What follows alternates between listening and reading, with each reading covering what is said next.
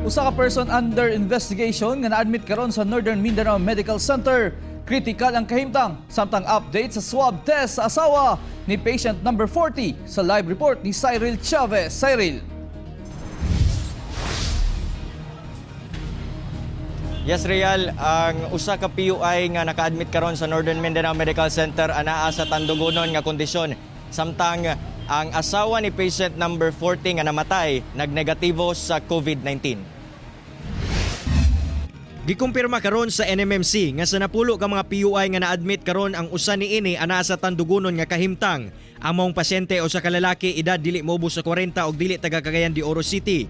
Wala na gihatag nga dugang impormasyon bahin sa mong pasyente. Apan pasalig sa NMMC nga ila kining ginabantayan sa kanunay aron matagaan og saktong medikal nga atensyon. Maayra man sila. Ang kanang nabilin karon sa ospital mga dili na sila tandugonon nga pasyente, isa lang medyo critical diha. Sa napulo isa lang ang critical nga pasyente.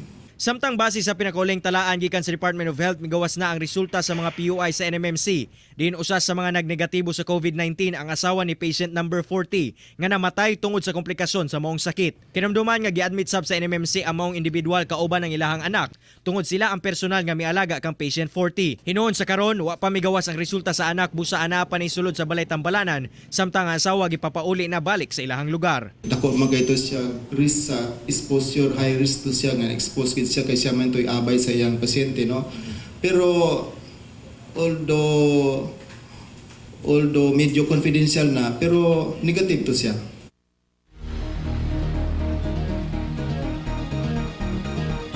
Real ug mga adlaw nakatakdang mobalik na sa pag-duty ang kapin 40 ka mga NMMC personnel human nga nahuman na nila ang 14-day home quarantine. Samtang ang anak ni patient number 40 ana karon sa stable condition o ginapaabot na lamang ang swab test result gikan sa RITM.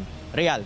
Cyril, gawas sa mga kabanay ni patient number 40, kumusta po ang contact tracing sa katong mga tao nga nahalubilo niya panahon nga naa pa siya sa gawas?